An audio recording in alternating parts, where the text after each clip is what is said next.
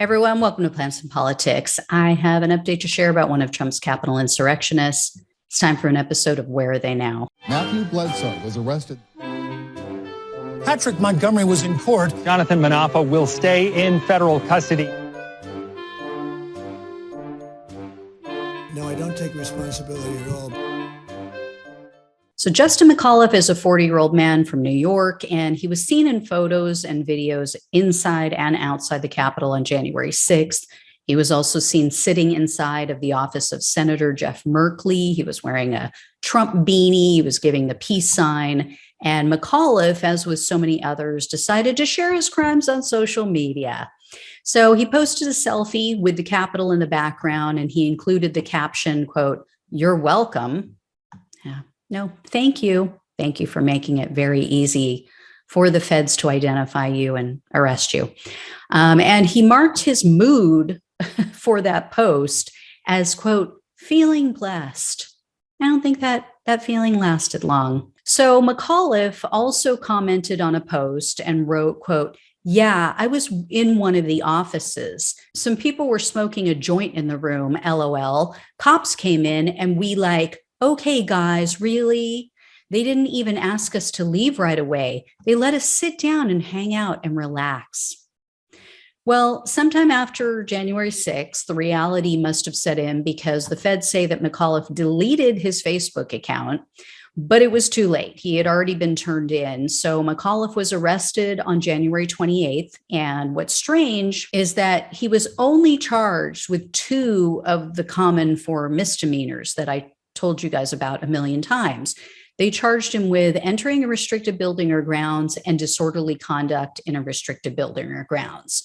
However, in November of this last year, they allowed McAuliffe to plead guilty to the misdemeanor crime of parading or demonstrating in a Capitol building, which comes with a lesser sentence. It comes with a maximum punishment of up to 6 months in prison, up to 5 years of probation, and up to $5,000 in fines.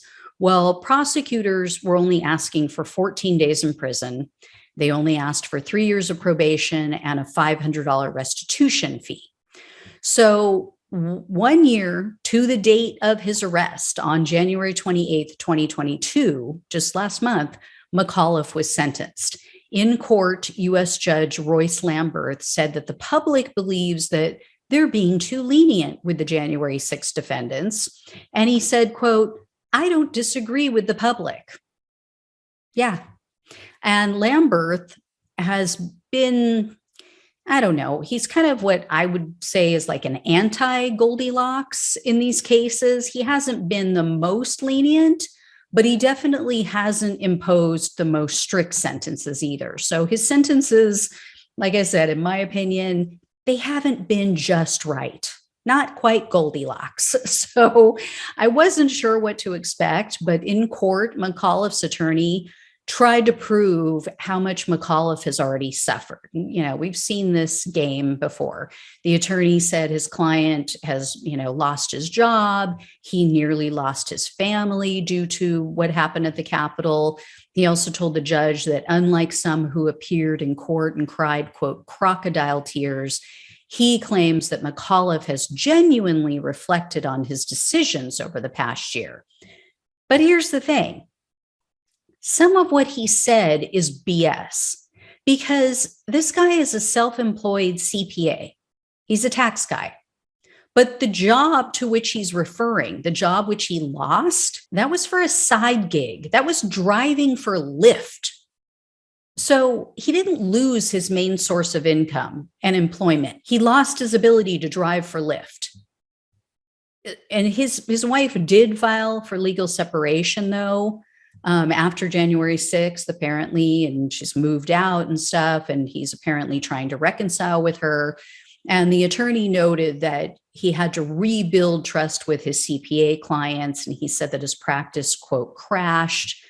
Although, I would imagine that some probably think that what he did was fine. They may even think he is a hero of some sort. So anyway, in court, Lamberth told McAuliffe, quote, "I don't agree across the board with probation as a solution to these cases. even when the defendant now comes forward, as you have, and admits that it was all wrong and professes to have changed their mind. And then Lamberth noted that the first person he sentenced to probation, quote, contradicted herself the next day. So he, of course, is referring to Anna Morgan Lloyd. She's the one who went on Fox the very next night after sentencing and then seemingly downplayed everything at the Capitol.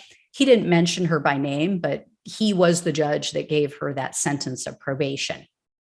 But then the judge said, well, I'm only planning to sentence you to probation. But then he kind of wondered out loud, quote, I wonder about whether that sends the right message to the public. It doesn't. It really doesn't.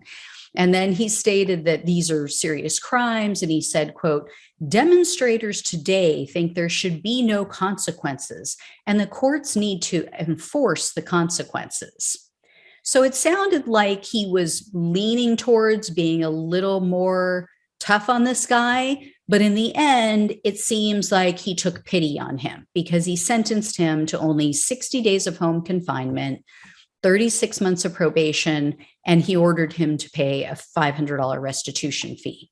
And then he also ordered that he has to stay off social media during his home confinement period, which, how do you even monitor that? He could be viewing social media without posting on it. So how would they know? Anyway, so no fine, no community service, total bunch of BS.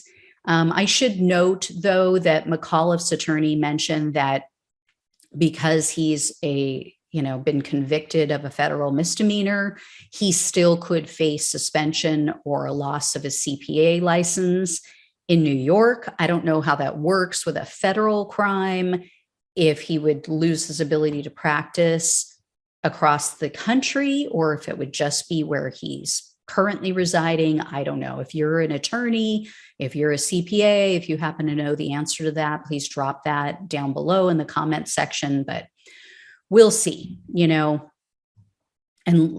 loss of your primary source of income is a pretty steep price to pay for a lifelong con artist who has literally lied to every single person he's ever known, including his multiple wives, and, someone who would easily, readily throw his own children under a bus to save himself. And that's proven by Michael Cohen and things that he said to him. So essentially, all of these people chose loyalty to Trump over their own families, over their own spouses, their own children. I don't know. As Donald Trump would say, that's #sad, all in caps. So anyway, guys, I will let you know if I hear any more. Thanks so much for watching and listening. Take care. I'll talk with you soon.